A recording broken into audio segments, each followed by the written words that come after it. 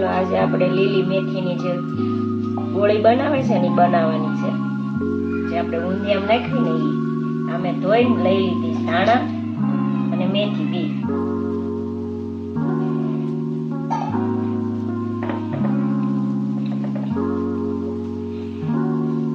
હવે એમાં ગરમ મસાલો,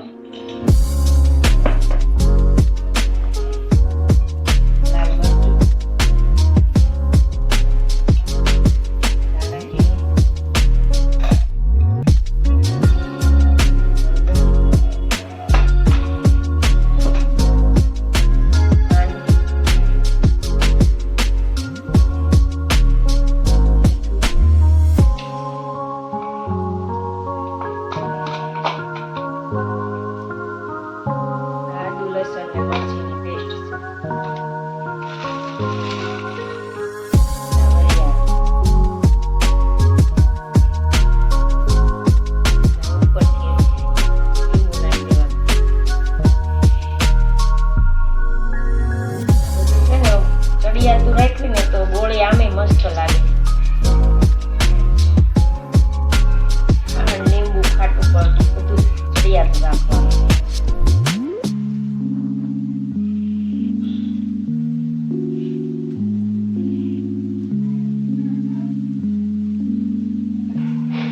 ચણાનો લોટ 2 ચમચા, મેથી 3 ચમચા, 1 ચમચો 1.5 ચમચા જેટલો કાકડીનો લોટ નાખવાનો.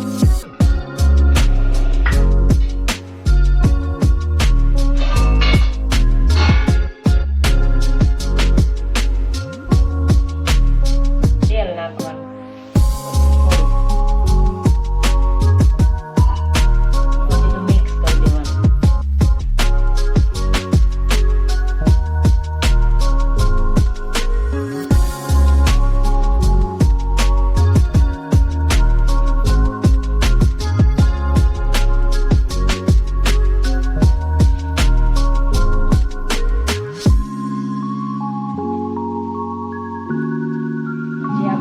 ચણાનો લોટ નાખશું.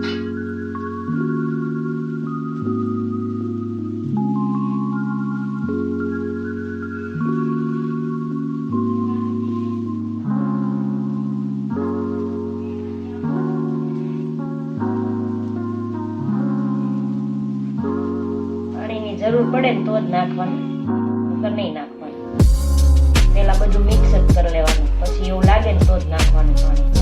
છેલ્લે ઉપરથી સોડા નાખવાના.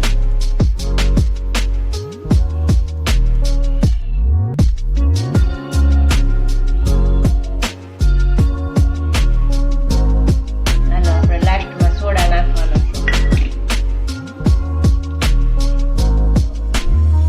લીંબુનો રસ નાખી દેવાનો.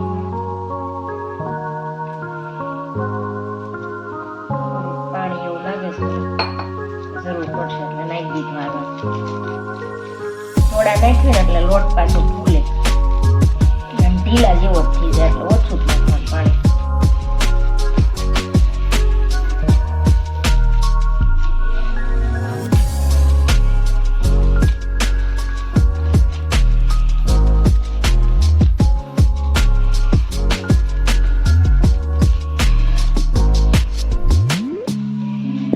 ચાલો આપણે ગોળી બનાવી નાખીએ.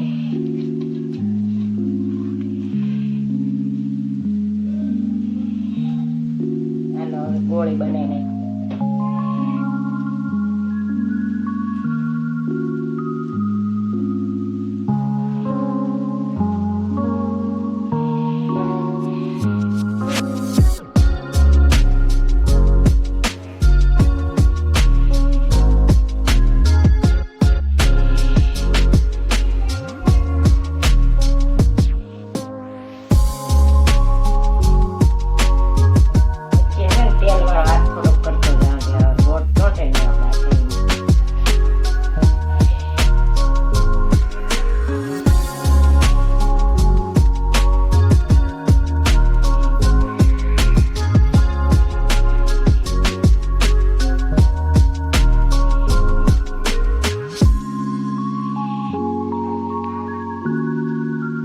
બનાવવાની નાની સાઈઝ બનાવવાની.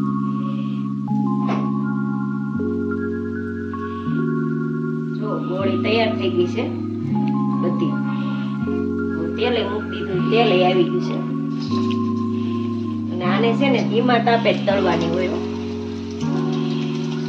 તો જ અંદરથી ચડે અને બહારથી ક્રિસ્પી થાય. ફૂલ ગેસે તળી નાખવી ને તો બહારથી લાલ થઈ જાય ને અંદર કાચી રહી. ક્વોન્ટિટી જાજી નાખો તો ચાલે, પણ મતલબમાં ધીમા તાપે તળાવવા દેવાની.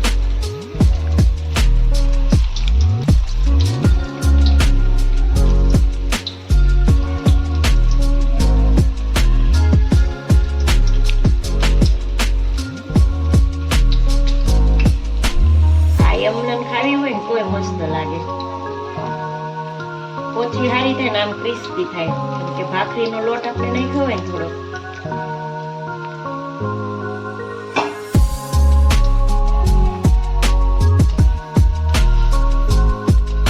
એટલે મસ્ત બધી ફૂલી ગઈ. મતલબમાં ધીમા તાપે તળાવ દે. શાકમાં જાય ને એટલે બહુ મસ્ત પોચી થઈ જાય. આ એવું નહીં કે ઊંધિયામાં જ નાખવી, એમ આખા રીંગણનું શાક બનાવી કે ગમે પછી આને સૂટ થતું શાક બને એમાં 2-3 ગોળી નાખી હોય ને બહુ મસ્ત લાગે. ઊંધિયાનો ટેસ્ટ આવવા મળે. આ 5 ગોળી અંદર નાખી હોય ને શાકમાં